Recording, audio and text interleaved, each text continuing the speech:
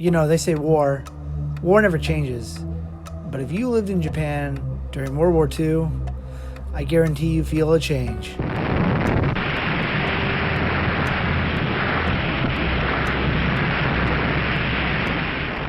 Hello, all you wonderful people. It's been a long time since we've seen each other. Today, I'm going to show you the inspiration for Godzilla.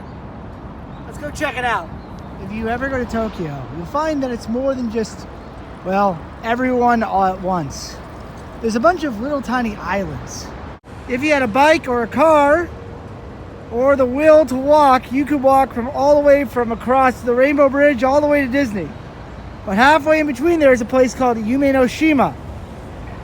And it is a beautiful park that holds a very, well, dark secret. So you shouldn't take Japanese lessons from me because my Japanese is terrible. But Yumenoshima means Dream Island. In fact, this place was a dream in 2021 for the 2020 Olympics, which were delayed. The area right behind me, which is blown out, and now with a B shot, can be seen, is the archery field that was used for the Olympics in 2020. There's a whole sports pavilion that you can go into right here and play in as well. It's called BUM, B-U-M-B, BUM. Right next to it is a biodome, not starring Pauly Shore. I believe it costs like 400 or 500 yen to go inside. It's literally what it sounds like. It's a biodome with plants inside of it. I have been there during Halloween. It was free because they were having a festival and they were like, hey, free entry. So I went in and happened to get the best of both worlds. If you'd like to see that, I'll leave a link down below. But you guys read the title. You guys know what you're here for. You're here for what inspired Godzilla. Ladies and gentlemen, in that footage that I played at the very beginning of the video, you saw an explosion. An explosion was at Bikini Atoll. Now, that was a testing place for nuclear weapons. What if I told you that one of those explosions actually had an unintended target?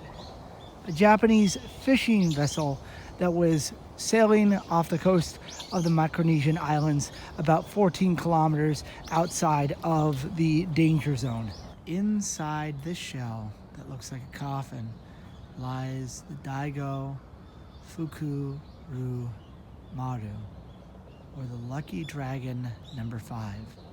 This is the original engine of that boat. This boat was hit on March of 1954 with nuclear radiation. It has been decontaminated since the 1970s, but the people who were on board weren't as lucky. Ash fell on their ship and they quickly succumbed to radiation sickness. They called the ash death ash, which is appropriate as it would kill you if you touched it. One of them put it in their mouth to taste it and they, well, didn't do so well. One decided to keep the ash to have it researched when he came back to Japan, but he put it next to where everyone was sleeping, causing everyone to get radiation sickness as well. And if you're brave enough or willing enough, you can go inside and see what the boat looks like.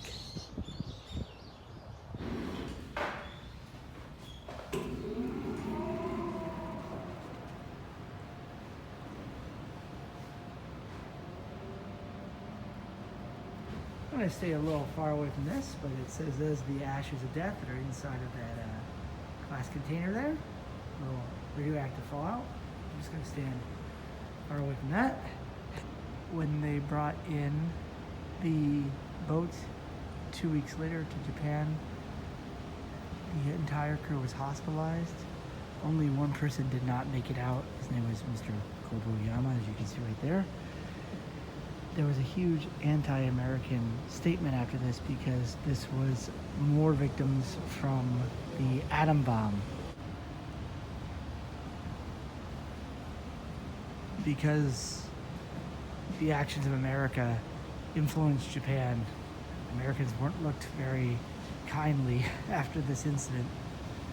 And this is post-war too, so it just compounded.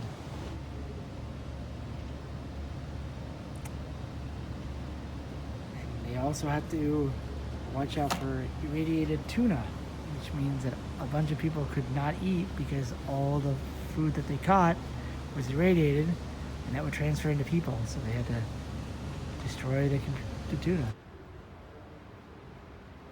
And this was the inciting incident to this guy, Godzilla.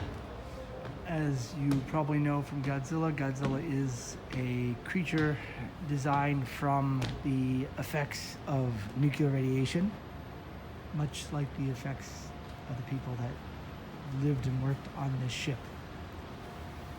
It's incredible that this whole ship is inside this building and stands as a reminder of the horrors of war and the horrors of nuclear bombs.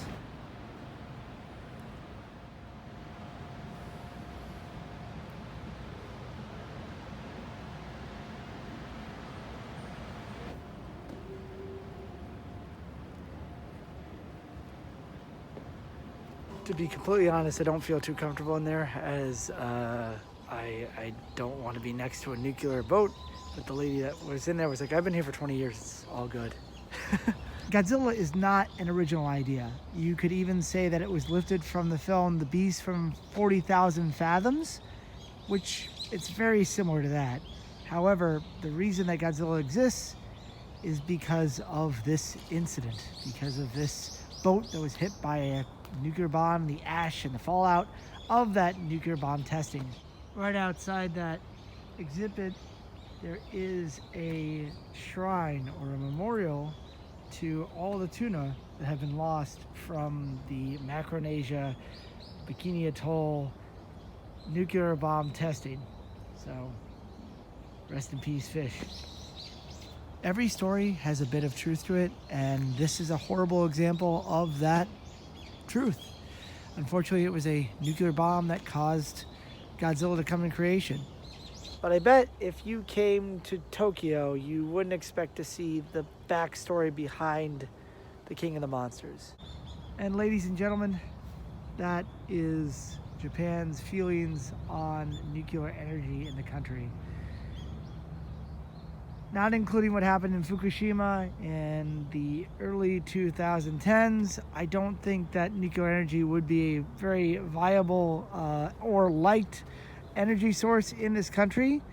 With the new research that they just found the past year on how they can make clean nuclear energy with lasers, I'd like to see how that opinion turns, but as of right now, it's not really looked fondly. And that's all I got to tell you about Yumenoshima. Hope you guys have a wonderful day. Remember, you can do it, I can do it, we can all do it. Peace.